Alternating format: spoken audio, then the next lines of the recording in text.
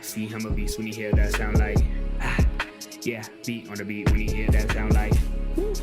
Yeah, bitch and the champ only need one round like ha. Yeah, me, I'm a G bring heat in the sound like Jake Noecker here, and with me today fighting at CFFC 120 on June 16th, Pooch, Tom Picciano. Tom, my man, great to meet you. Great to talk to you. As I said before we started rolling, big fan. How are you doing, man? Appreciate it, man. I'm doing great. We staying in the gym ready all the time. Kind of got like a half camp notice for this one, but I'm always in the gym. I'm always staying ready. So, I don't have to get ready. If something comes at the drop of a hat, I'm there. I'm ready to go. Name, date, and weight.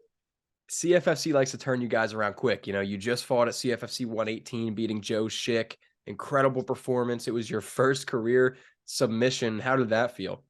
It felt pretty good, man, because jiu-jitsu, I feel pretty comfortable with it. I got really good chokes, in the gym, in the room. Like, that's what I'm known for, is like my anaconda chokes, my Darce chokes, stuff like that. So it felt good to finally hit one of those in a live scenario.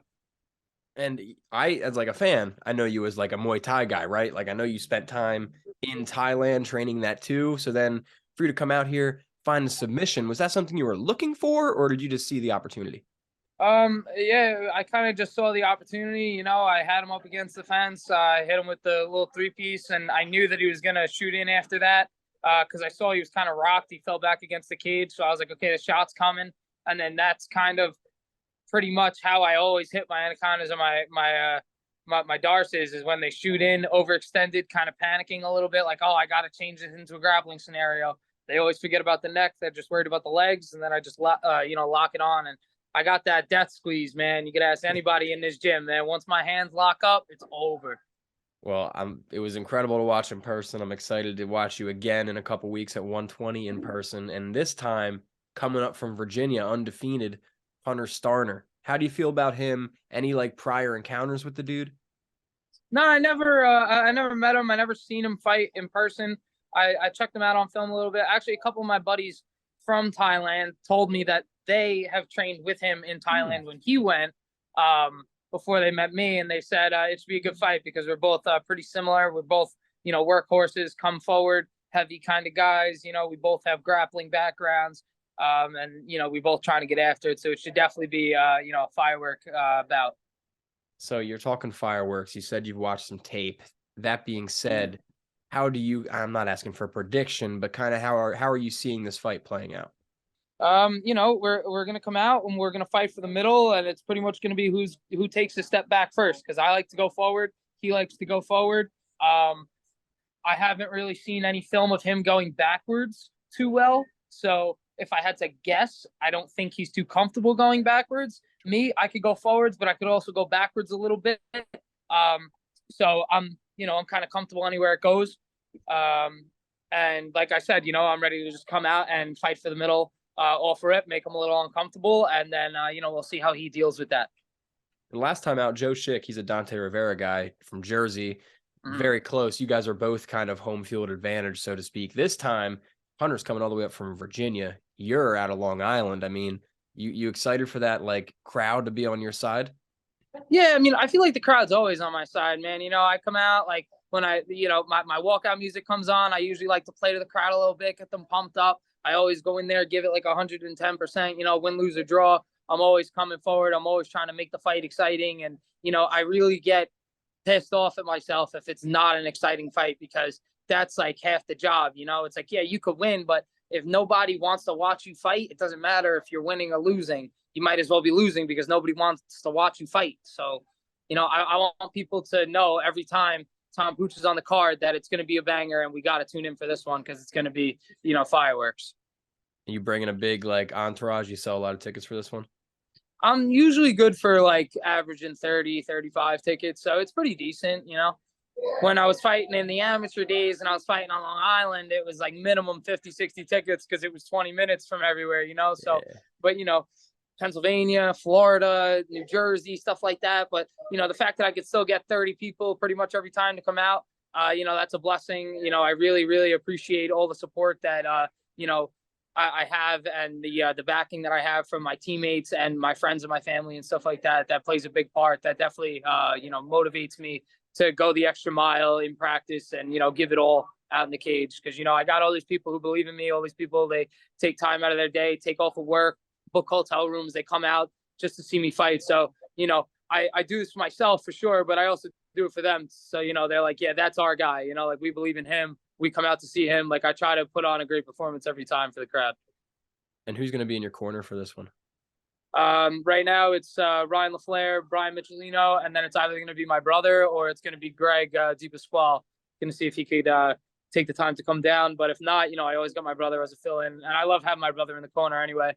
I might have him just fill out the paperwork and come hang out in the back just because it's good vibes, Yeah, for sure, dude. And primarily you're training at Long Island MMA, correct? Is that where you are Yeah, right now? yeah. That's my only gym. And like, how's camp been, man? Who are you mainly training with? Camp's been great. I'm training with a bunch of tough dudes. I train with Chris Wade on the regular. He's in the PFL. I train with, John Caldone, Ashika Jim, John O'Day. These are all pro guys. Hugh McKenna. He's a nasty pro. His jiu-jitsu is sick. His wrestling, his striking is sick. Who else we got in the room? We got a couple up-and-comers like Gavin Leith. He's a D1 wrestler. He's tearing up the amateur scene right now, getting ready to make his pro debut coming up soon, probably in the next couple fights or so. We got a few D1 wrestlers in the room. Tommy Cox, he was NCAA. He was over at NC State, so he's good work. I got a bunch of guys, man, ranging from 135, and I'll train up with middleweights too, because I got that strength. I have the size as well. I'm a big 35er. I cut a lot of weight to make the weight. You just mentioned my boy Ashika Jim. He took a tough loss at 118 the same night you got the great dub. He was winning that fight too until his nose definitely got clocked. How's he holding up, man? That's all I'm wondering. Yeah, he's doing good. He's back from surgery. He's taking it slow coming back. Obviously, he doesn't want to fuck up his surgery and then have to go back. So he's not really doing any live training right now, but he's still involved with the team heavily. Running practices, doing privates and stuff, helping guys like me get ready and everything like that. So he's still involved. He's good. And I will say, because you did mention that fight, he got punched in the back of the head twice in that fight. No call. And I'm going out on a limb and saying that's what led to the knockout, because he got hit in the back of the head, clear as day. I was in the corner for that one, and I was screaming. I'm like, that was in the back of the head. And then, like, before I could get the sentence out, it was over. And I was like, oh my God, dude. So a story about that fight. Obviously, I'm buzzed with the Sheik. I've interviewed him a few times. Love him as a fighter. That fight, man, I was already a fan of his, but I ended up watching that fight with his mom, his dad, and his brother. So that was so stressful as a fan. And like, he looks so good, dude. He looks so good. And it was a tough fight, man. Tough fight. Yeah. I mean, that's the name of the game though, man. One action can change the entire outcome of a fight. Like you said, he was winning. He was controlling the range. He was, landed on the outside. They were going back and forth in the pocket, but it's just, one unfortunate occurrence can change the entire course of a fight. A game of inches, they say. And hey, I'm excited to see him back in there. Glad to hear he's doing well. And I'm just wondering, just because you're pretty close in vicinity, you said Long Island's the only place you train, but have you ever gotten looks in at like Longo Weidman or anywhere like that? No, not really, because they're out in Garden City. I'm from Bayshore, so Long Island MMA, it's in Babylon now, so it's 10 minutes from my house. And we got a huge facility here. We got 40-something classes a week you could take, striking, kickboxing, weight training, boxing, wrestling. We do live MMA training. I'm getting sparring in 3 times a week, hard spars. And then the other days we're doing technical spars. So I'm really getting some solid work in here with some solid dudes, like real solid fighters. Like, I'm definitely ready to go. The killer gym, man. And a win here would be a big one. 2 in a row. I know you like to get the finish, so if it's a win, it's probably going to be 2 finishes in a row. What would be next for you after this one?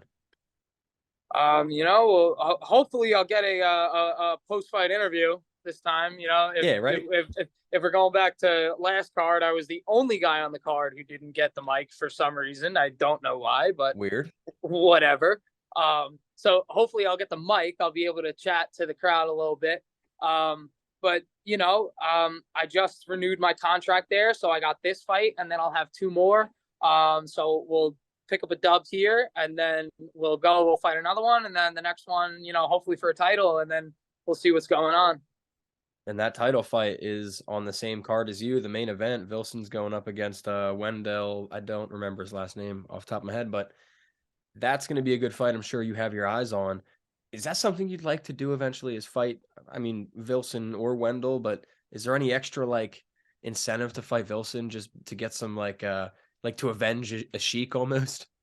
Yeah, definitely. I would definitely like to spin the block for my boy. He Wilson actually got one of our guys for the amateur title back in the amateur circuit, Mike Fitzroy. He doesn't really train here too much anymore. Unfortunately he had something going on with his eye where he wasn't able to continue training. But yeah, I saw that. I thought that was that they had that fight for the 145-pound title and Triton when I had my last fight at 170 pounds. I used to fight at welterweight. At my first Big 4 boy. fights, my first 4 fights in MMA were at 170 pounds, and then I cut down to 145. Took like a few fights there, like 3-4 fights there, and then now I dropped down to 35.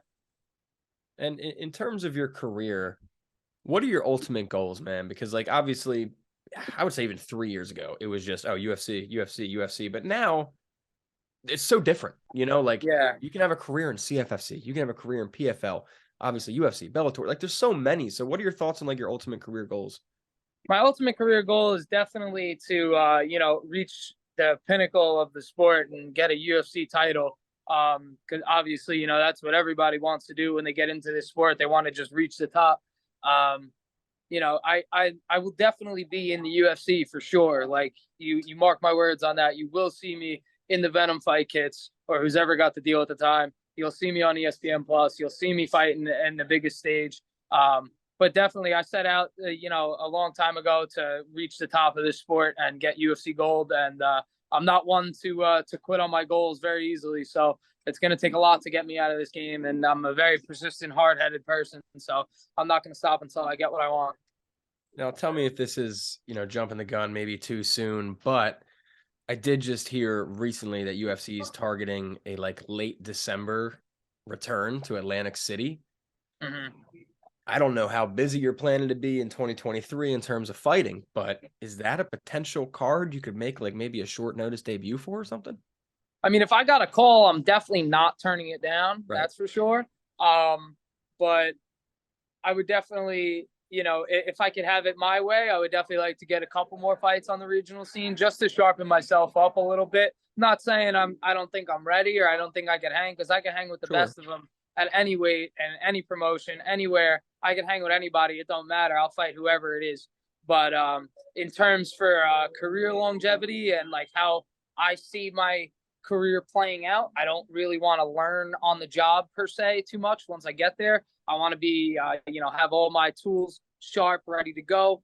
And I'm one of those people where I never want to consider myself the best or this is as good as I'm going to get. I always want to be able to evolve. I always want to be able to, continue learning, because, that's when you really lose, is like when you're like, yeah, I'm the best. Like I'm good. I don't need to learn anything. Like there's always room for improvement. Nobody's perfect. You could always get better at something. Even if you've thrown a million jabs in your life, I'm sure you can find a coach somewhere that tells you, hey, change this about your jab, it'll make it better. Or,